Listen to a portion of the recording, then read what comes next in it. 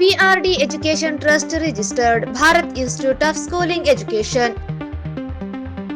ಕರ್ನಾಟಕ ಸರ್ಕಾರದಿಂದ ಅನುಮತಿ ಮತ್ತು ಮಾನ್ಯತೆ ಪಡೆದಿದೆ. ಪ್ರವೇಶಗಳು ಪ್ರಾರಂಭವಾಗಿವೆ. ನೇರವಾಗಿ ಎಸ್ಎಲ್ಸಿ ಮತ್ತು ದ್ವಿತೀಯ ಪಿಯುಸಿ ಕಲಾ, ವಾಣಿಜ್ಯ ಮತ್ತು ವಿಜ್ಞಾನಕ್ಕೆ ಉನ್ನತ ವ್ಯಾಸಂಗಕ್ಕಾಗಿ ಬಡ್ತಿ ಹೊಂದಲು ಸರ್ಕಾರಿ ಉದ್ಯೋಗಕ್ಕೆ ಮಾನ್ಯತೆ ಪಡೆದಿದೆ.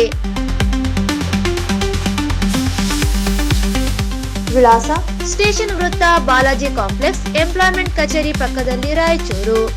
ಹೆಚ್ಚಿನ ಮಾಹಿತಿಗಾಗಿ ಸಂಪರ್ಕಿಸಿ 9494161776 ಹಾಗೂ 8050151776.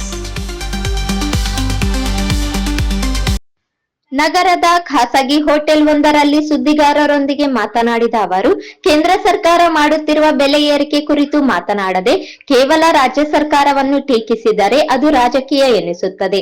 ಹಾಗಾಗಿ ಹೋರಾಟಕ್ಕೆ ಮಹತ್ವ ಕೊಡಬೇಕಾಗಿಲ್ಲ ಎಂದು ಹೇಳಿದರು. ಡೆತ್ ನೋಟ್ ನಲ್ಲಿ ಪ್ರಿಯಾಂಕಾ ಖರ್ಗೆ ಹೆಸರು ಇಲ್ಲ, ಹೀಗಾಗಿ ಅವರು ರಾಜೀನಾಮೆ ಕೊಡುವ ಪ್ರಶ್ನೆ ಬರುವುದಿಲ್ಲ ಎಂದರು. ಗ್ಯಾರಂಟಿ ಯೋಜನೆಗೂ ಬಸ್ ಟಿಕೆಟ್ ದರ ಏರಿಕೆ ಮಾಡಿರುವುದಕ್ಕೆ ಸಂಬಂಧ ಇಲ್ಲ ಎಂದು ಹೇಳಿದರು. ಮತ್ತು ಮೊನ್ನೆ ನಮ್ಮ ಫೈನಾನ್ಸ್ ಮಿನಿಸ್ಟ್ರು ಅವ್ರು ಏನು ಹೇಳಿದ್ರು ಕೇಳಿದ್ರ, ಗೊಂಜಾಳ ಮೇಲೆ ಹೆಂಗೆ ಹೇಳಿದ್ರು, ಅದ್ರ ಬಗ್ಗೆ ಪ್ರತಿಭಟನೆ ಇಲ್ಲ. ಹಳೆ ಗಾಡಿ ಪರ್ಚೇಸ್ ಮಾಡಲಿಕ್ಕೆ 18% GST ಅದನ್ನೆಲ್ಲ ಮಾಡ್ಬೇಕು. ಬರೀ ಒಂದೇ ರಾಜ್ಯದ ಮಾಡಿ ನೀವು ನೋಡಿದ್ರೆ, ಈಗ ಅವರು ಮಂಡನೆ ಮಾಡಿದ್ದಾರೆ ಇಡೀ ದೇಶ ತುಂಬ, ಅದೆಲ್ಲ ಪ್ರತಿಭಟನೆ ಆಗ್ತದೆ. 5% ಸಾದಾ ಏನದು ಗೊಂಜಾಳ ಬೇಯಿಸಿದ್ರೆ ಅದಕ್ಕೆ, ನಂತರ ಅದಕ್ಕೆ ಸಕ್ಕರೆ ಖಾರ ಹಾಕಿದರೆ 12%, ಇನ್ನೊಂದು ಏನೋ ಹಾಕಿದ್ರೆ 18% ಅವರೇ ಹೇಳ್ತಾರೆ. ಸೊ ಅದ್ರ ಬಗ್ಗೆನೂ ಪ್ರತಿಭಟನೆ ಆಗ್ಬೇಕಲ್ರ. ಹಳೆ ಗಾಡಿಗೆ ಹೇಳಿದ್ರೆ ನೀವು ಕೇಳಿರ್ಬೇಕಲ್ಲ, ಹಳೆ ಗಾಡಿಗೆ 18% GST ಅಂತ. ಅದ್ರ ಬಗ್ಗೆನೂ ಆದರೆ ಓಕೆ. ನೀವು ಒಂದೇ ಥರ ಮಾಡಿದ್ರೆ ಅದಕ್ಕೆಂತ ಮಹತ್ವ ಇರೋಲ್ಲ. ಇಲ್ಲ, ಅದಕ್ಕೆ ಅನ್ಸಲ್ಲ. ಆ ಸಂಸ್ಥೆ ನಷ್ಟದಲ್ಲಿದೆ, ಸಾರಿಗೆ ಸಂಸ್ಥೆ ನಷ್ಟದಲ್ಲಿರೋಂಥ ಅವರು ಮಾಡಿದ್ದಾರೆ. ಮತ್ತು ಇದು ನಮ್ದು ಇನ್ನೂ ಕಡಿಮೆ ಇದೆ.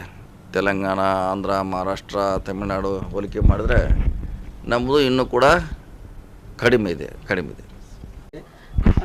ಪತ್ರದಲ್ಲಿ ಉಲ್ಲೇಖ ಇಲ್ಲ, ಅವರ ಆಪ್ತಂದು ಇದೆ ಅದರಲ್ಲಿ. ಈಶ್ವರಪ್ಪಂದು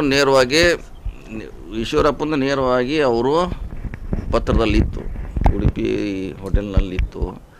ಇವ್ರದ್ದು ಆಪ್ತನೇ ಇದ್ದಿದೆ. ಹಿಂಗೆ ಆಪ್ತರು ಯಾರು PAಗಳು ಮಾಡಿದರೆ ಈಗ ನೇರವಾಗಿ ಅವ್ರು ಹೊಣೆಗಾರ ಆಗೋಲ್ಲ. ತನಿಖೆ ನಡೀತಾ ಇದೆ, ನಡೀಲಿ, ಬಂದ್ಮ್ಯಾಗ ನೋಡೋಣ ಅದ್ರ ಬಗ್ಗೆ. ನಮಗೇನು ಬಜೆಟ್ ಕೊಡಬೇಕಾಯಿತು, ಹಿಂದೆ ಬೊಮ್ಮಾಯಿ ಸರ್ಕಾರದಾಗ ಎಷ್ಟಿತ್ತು ಈಗೂ ಅಷ್ಟೇ ಇದೆ, ಬೇರೆ ಇಲಾಖೆಗೂ ಅಷ್ಟೇ ಇದೆ. ಮತ್ತು ಹೆಚ್ಚಾಗಿದೆ ಹೊರತು ಕಡಿಮೆ ಆಗಿಲ್ಲ. ಸಮಸ್ಯೆ ಇರೋದು ಇಲ್ಲೇ, ನೀವು ಇದನ್ನು ಕೇಳಬೇಕು. ಹಿಂಗಾಗಲಿ ಇಂಬ್ಯಾಲೆನ್ಸ್ ಆಗಲಿ ಕಾರಣೇನು? BJP ಸರ್ಕಾರ ಫೈನಾನ್ಸ್ ಸಪೋರ್ಟ್ ಇಲ್ಲದೆ, ಬಜೆಟ್ ಸಪೋರ್ಟ್ ಇಲ್ಲದೆ ಅವ್ರು ಕೆಲಸ ಮಾಡಿದ್ದಾರೆ. ಹಿಂಗಾಗಿ ಅದು ಬಿಲ್ ಕೊಡಲಿಕ್ಕೆ ತೊಂದರೆ ಆಗ್ತದೆ, ಆದರೆ ಲೇಟ್ ಆಗ್ತದೆ, ಕೊಡಲೇಬೇಕಾಗ್ತದೆ. ಇಲ್ಲ, ಅದು ಶಾಸಕರ ಒಬ್ಬರು ಶಾಸಕರ ಮೇಲೆ ಡಿಪೆಂಡ್, ಎಂಟೈರ್ ಸರ್ಕಾರ ಜವಾಬ್ದಾರಿ ಅದು. ಒಬ್ಬರು ಶಾಸಕರು ಅವರ ಅಭಿಪ್ರಾಯ ಹೇಳಿರ್ಬೋದು, ಅದಕ್ಕೆ ಸರ್ಕಾರ ಜವಾಬ್ದಾರಿ ಇದೆ. ಅದು ಹೇಳಿದರೆ ಅದಕ್ಕೂ ಸರಿಯಾದ ಉತ್ತರ ಅಲ್ಲ.